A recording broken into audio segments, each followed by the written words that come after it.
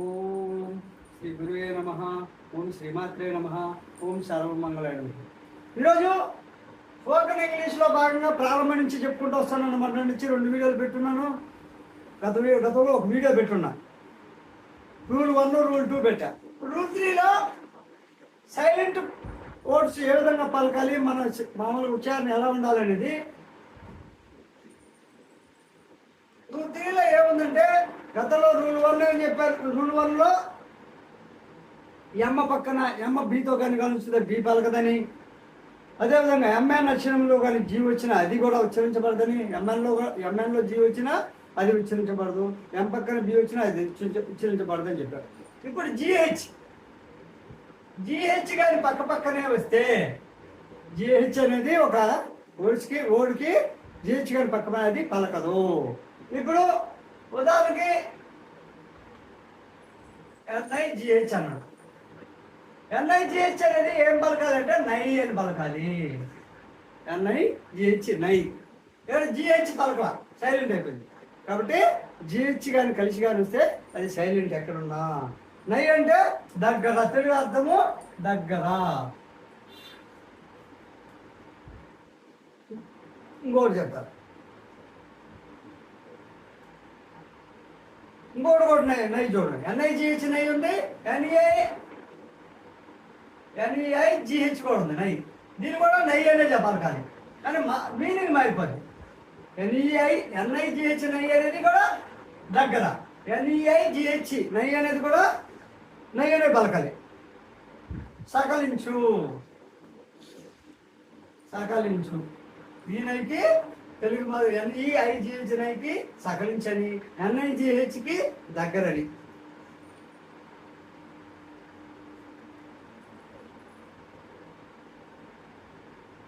ఇప్పుడు ఇంకోటి చూడండి, తై అని ఉంది.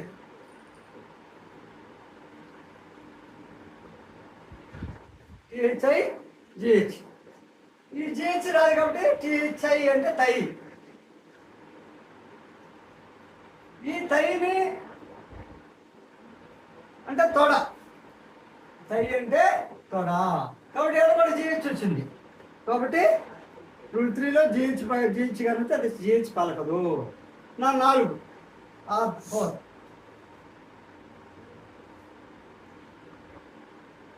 కొన్నిట్లో హెచ్ అనేది ఉచ్చరించబడదు.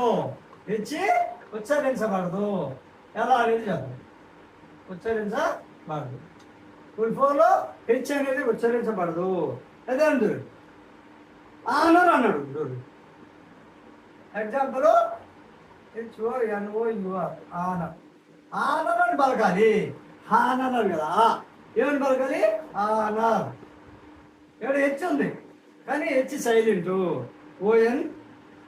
ONOUR ఆనర్ అంటే గౌరవము. ఆనర్ అంటే గౌరవము. అదేమండి మనకు తెలిసిందే చెప్పు. అవర్ అని ఉంది, దీన్ని అవర్ అని చదవాలి. ఇక్కడ హెచ్ ఉంది, హెచ్ సైలెంట్. అవర్ అంటే మనకి గంట. తర్వాత రూల్ 5 చూద్దాం. ఈ విధంగా సైలెంట్ పలకాల్సిన పదాలను జాగ్రత్తగా ఉచ్చారించాలి స్పోకెన్ ఇంగ్లీష్లో.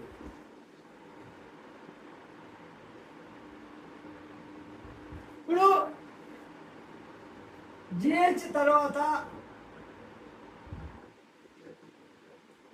టీ గాని వస్తే సైలెంట్. జిహెచ్ తర్వాత టీ వస్తే అప్పుడు జిహెచ్ సైలెంట్. జిహెచ్ అనేది ఇది సైలెంట్ అయిపోతుంది.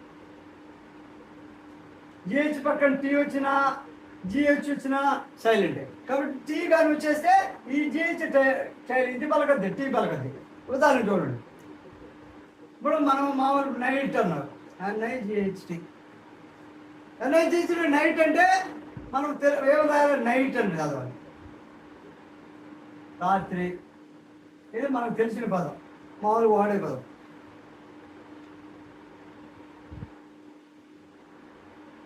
ఇంకోటి కాట్ అన్నాడు. ఇప్పుడు కాట్ అంటే CAUGHD కాట్.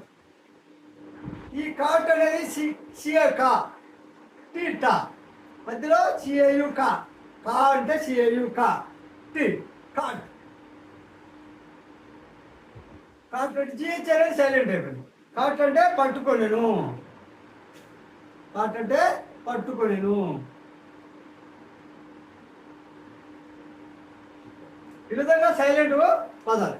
తర్వాత నెక్స్ట్ రూల్ 6 పదాలు. ఇవి బ్రీఫ్గా చెప్తున్నా.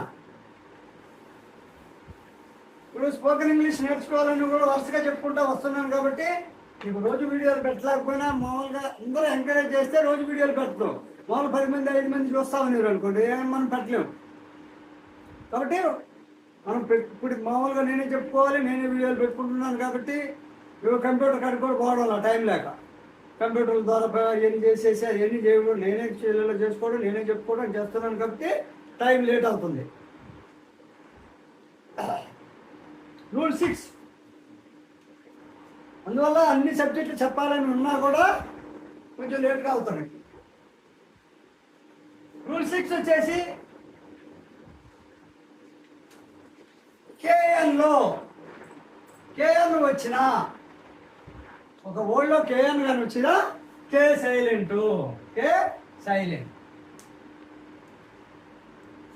కే సైలెంట్ అయిపోతుంది. ఉదాహరణ చూడండి.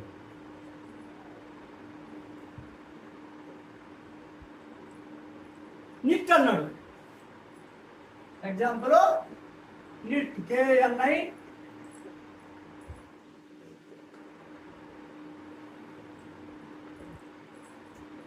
నిట్. కే సైలెంట్ అయిపోయింది. వేరే NIT నిట్టే రాశాను చూడండి. ఉచ్చారణలో నిట్టే రాశాం. మామూలుగా KNIT నిట్. ఎన్ నిట్ ఈ విధంగా వస్తే కే ఉంటుంది. గుర్తుపెట్టుకోండి. నిట్ అంటే అల్లుట.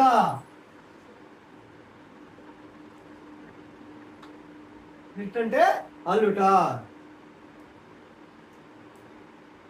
అదేవిధంగా చూడండి ఇంకో పదం చెప్తాను. నైఫ్ మామూలు మనకు తెలిసిన పదమే. మామూలు వాడు నైఫ్ KNI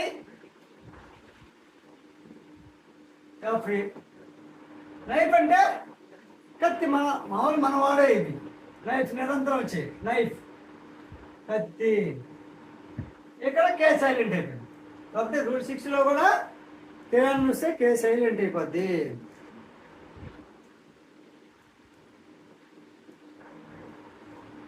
ఇప్పుడు ఇంకో రూల్ 7 చూద్దాం. DKMFN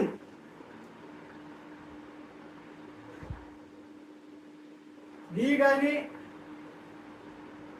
కే కానీ ఎం కానీ ఎఫ్ కానీ DKMF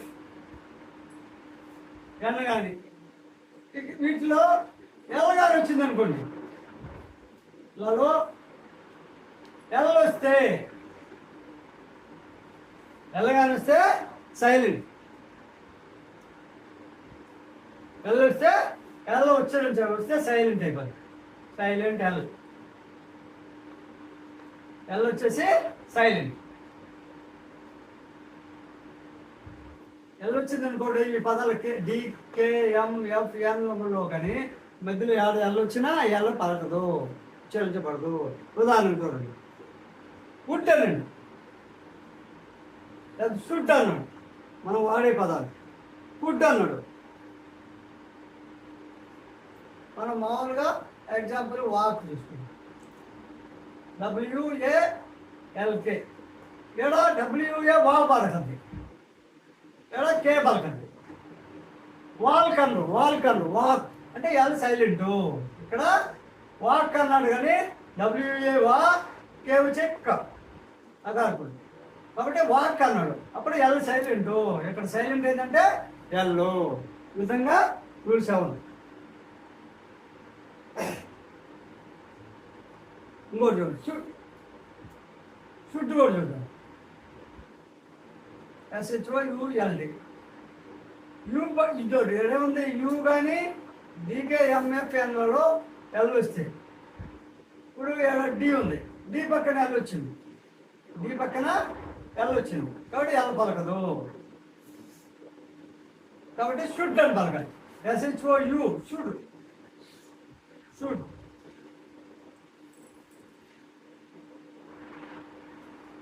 SHOU డి షుడ్ అంటే షుడ్, తప్పక చేయు. షుడ్ అంటే తప్పక. ఈ విధంగా షుడ్డు గుడ్డు ఈ విధంగా ఉచ్చారణ వస్తుంది. అదేవిధంగా రూల్ 8 చూద్దాం. ఇవన్నీ సైలెంట్ పదాలు, సైలెంట్గా ఉండేవి ఏమైనా తెలుసుకోవడానికి బ్రీఫ్ చెప్తున్నాం. ఇప్పుడు ఎమ్మ కానీ ఎన్న కానీ కలిసి వస్తే, ఎంఎన్ కలిసి వస్తే, ఎమ్మ కలిసి వస్తే ఇక్కడ ఎన్ సైలెంట్, ఎన్ సైలెంట్. ఎమ్మ కానీ ఎన్న కానీ కలిసి వస్తే ఎన్ సైలెంట్. చూడు హిమ్ అన్నాడు, HYMN. HYM అనేది హిమ్ అవ్వద్ది, ఎన్ అనేది సైలెంట్ కూడా హిమ్. HYMN అనేది హిమ్ము, స్తుతి గీతము. హిమ్ అంటే HYMN అంటే స్తుతి గీతము, స్తుతి గీతము.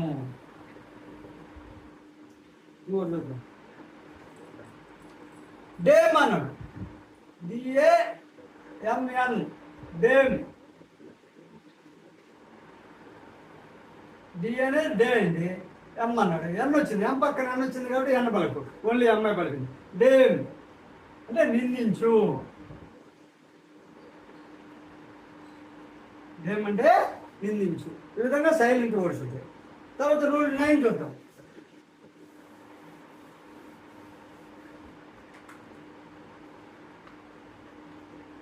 రూల్ 9లో ఏమిచ్చాడంటే STల ముందు వచ్చి పీని పలకరాదు. S, Tల ముందు పీ పలకరాదు. పీ వస్తే పలకరాదు అన్నాడు, పీ వస్తే పలకరాదు. ఉదాహరణకి సైకాలజీ. సైకాలజీ అంటే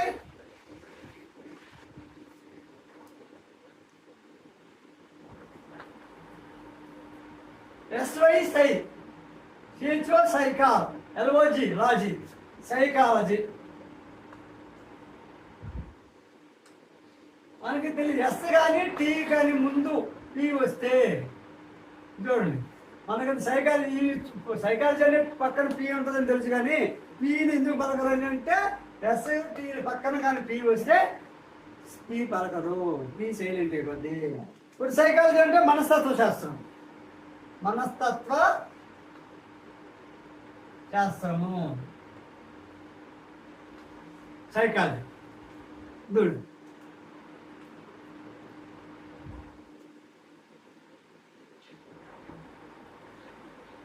సుడోనిమ్ అన్నాడు, సుడోనిమ్. ఒకటి చూడండి, SUTSEU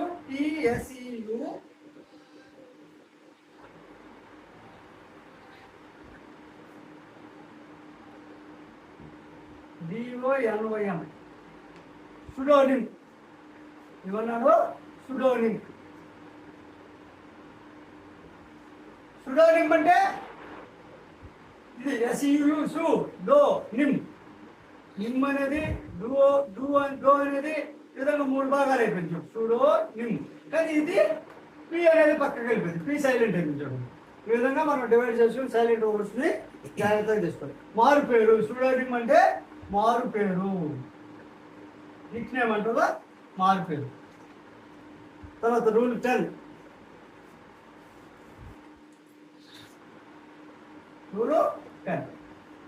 రూల్ 10లో కొన్ని పదాల మధ్య ఎస్ వస్తే పలకదు. కొన్ని పదాల్లో మధ్య ఎస్ వస్తే పలకదు. కొన్ని పదాలకి ఎస్ మధ్యలో కానీ ఎస్ కానిస్తే పలకదు. ఐల్ అన్నాడు, ISLE. ఐల్ అంటే ఐ పలికింది ఎల్ఈ ఐల్, ఎస్ లేదు కాబట్టి ఐల్ అనేది దీవి. ఎస్ సైలెంట్, మధ్యలో ఎస్ కానీ వచ్చే ఏ వర్డ్కైనా మధ్యలో ఎస్ వస్తే అది పలకదు. కాబట్టి ఐల్ అనేది ఒక దీవి పేరు కాబట్టి ఐల్ వచ్చింది కాబట్టి పలకదు. ఇంకోటి చూడండి,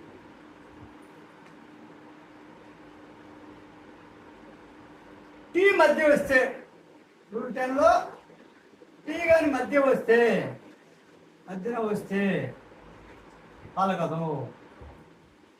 టీ మధ్యలో వస్తే పలకదు. ఎగ్జాంపుల్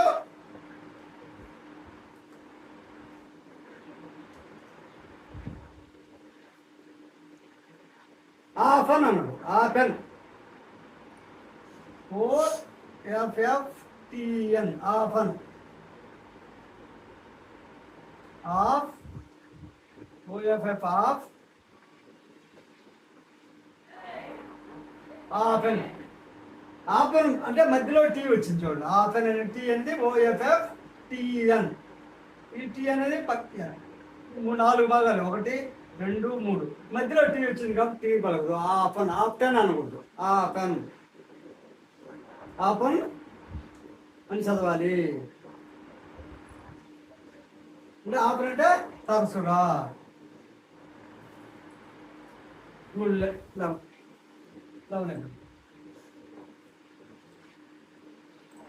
టీ ముందు డబ్ల్యూ కానీ వస్తే నెక్స్ట్ ఆఫ్టర్లో టీ ముందు డబ్ల్యూ వస్తే, టీ ముందు కానీ డబ్ల్యూ వస్తే డబ్ల్యూ పలకదు. డబ్ల్యూ అనేది పలకదు అన్నాడు. ఇప్పుడు WRIT రైట్ అన్నాడు. రైట్ అని మనం అనుకుంటాం, మామూలు కూడా రైట్ అంటాం, కానీ రైట్ ఏమని చదవాలి? రైట్. దీన్ని రైట్ అని చదవాలి. రైట్ మళ్ళీ రైట్ అనగానే RIGHT రైట్ అనుకుంటాం, కానీ ఇక్కడ పదాన్ని బట్టి ఉచ్చారణ ఉంటుంది. WR చూడండి, టీకి ముందు డబ్ల్యూ వస్తే ఎక్కడన్నా ఉంది చూడండి. ఇది టీ ఉంది కానీ ముందుగా ఈ పక్క లెఫ్ట్ సైడ్లో కానీ డబ్ల్యూ వచ్చింది కాబట్టి టీకి ముందు లెఫ్ట్ సైడ్ కానీ టీకి డబ్ల్యూ వస్తే అది పలకదు. కాబట్టి దీన్ని రైట్. రైట్ అంటే వ్రాయు, దీనికి అర్థము వ్రాయు.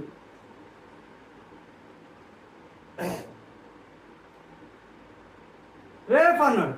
మామూలుగా చదివేటప్పుడు WRT రేప్, దీన్ని రేప్ అని చదవాలి. మామూలుగా కొన్ని పదాలు ఇంగ్లీష్ పదాలు, హిందీ పదాలు కొన్ని గుర్తుగా వినపడతాయి, కానీ మనం ఎడ్యుకేషన్లో మనం దాన్ని బట్టి సందర్భాన్ని కూడా పలుకుతున్నాం. WRAP రేప్ అన్నాను. కప్పుట, రేప్ అంటే కప్పుట. ఈ విధంగా ఉల్టా వచ్చింది.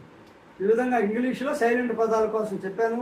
ఈ సైలెంట్ పదాల తర్వాత మీకు మిగిలినవి రేపు తర్వాత క్లాస్లో చెప్తాను. కాబట్టి వీడియో నచ్చితే లైక్ చేయండి, షేర్ చేయండి, సబ్స్క్రైబ్ చేయండి.